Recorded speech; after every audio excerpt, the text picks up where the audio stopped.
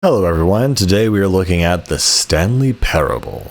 Stanley opened up the YouTube video and began watching the review.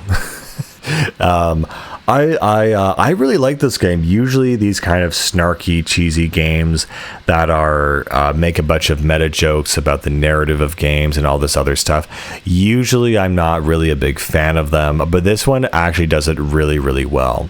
So essentially you're in control of a character, presumably named Stanley, and you have a narrative voice that is basically telling you where to go.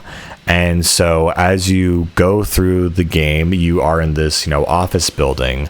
And so depending on when you go left or right or whatever, there's also a giant yellow line that you can take to follow that tells you basically where to go.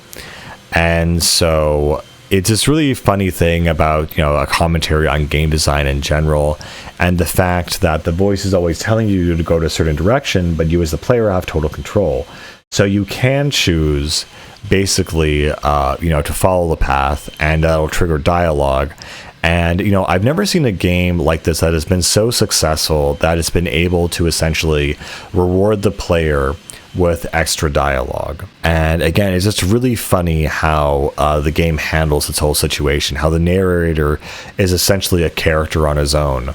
One of my favorite things about the narrator is there's certain parts of the game where, and I do really encourage you to get the DLC because it's very, very, funny and adds a lot, where the narrator, there's just one part where he begins becoming self-aware that they are in a game, and he says, well, wait a second, if Stanley's just a game character, then who am I?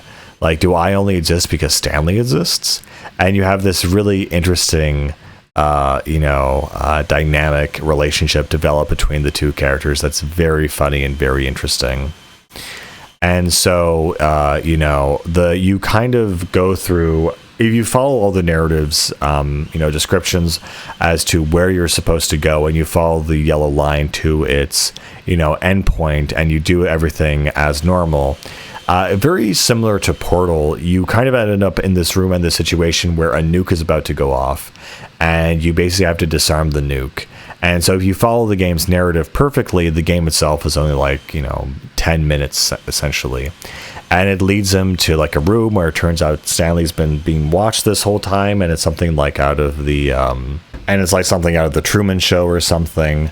Again, though, it's the dialogue of the narrator that and arguing with the player and what he's supposed to be doing, which is really funny. And so again, I've never seen a game that committed to its meta commentary so harshly that it really made a lot of sense, and it was really, really funny.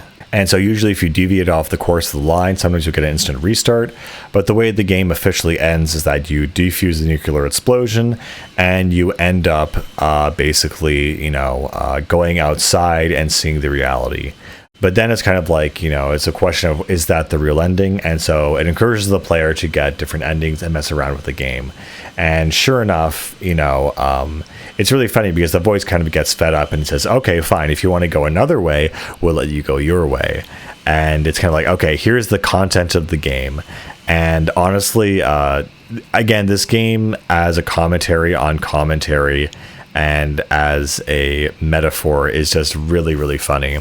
Also, I like to think that this is where the whole horror story of the backrooms came from, this game and this kind of design and style, and the fact that the game rule can kind of break down as you're going through it. Again, I really encourage everyone to get the DLC. One of my favorite aspects of it is, well, there's two places. One place that I really love is, again, throughout most of the game, you were just moving with the controller and looking at the environment. You have no other real abilities, but I love that because there's this one section in the Super Deluxe Edition where you go into the jump circle and you basically have a limited number of jumps. So you can jump like 30 times or something.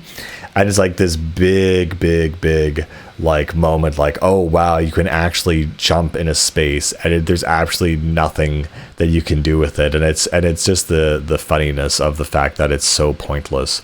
And then eventually you run out of jumps, and so you can no longer jump anymore, and it's just it's really ridiculous. And the narrator's really crestfallen about it, like, oh, I was enjoying that, like an actual mechanic, the jump button. And again, it's just very meta with how it handles the game. The other favorite moment I have in the Super Deluxe Edition is this one section where essentially you press a button and it basically pauses time. And every time you pause, the amount of time gets longer and longer. And so, the narrator keeps going on these monologues and he won't shut up until you actually press the button. And every time you press it, he's like, "Oh, you've been gone for so long, and like I missed you, Stanley." And it's this really funny thing where it's only a few seconds for you, but for him it becomes a day, and then a week, and then a year, and then eons, and then till the end of time, to the point where he's like, "Stanley, where did you go?" And he's like, "Stanley, I don't even know who I am anymore." And I thought my only purpose was that was to speak, but what if I speak and no one's listening? And so, when you stand still, it's kind of like time passes and the voice and the narrator goes insane. It's really funny and really cool.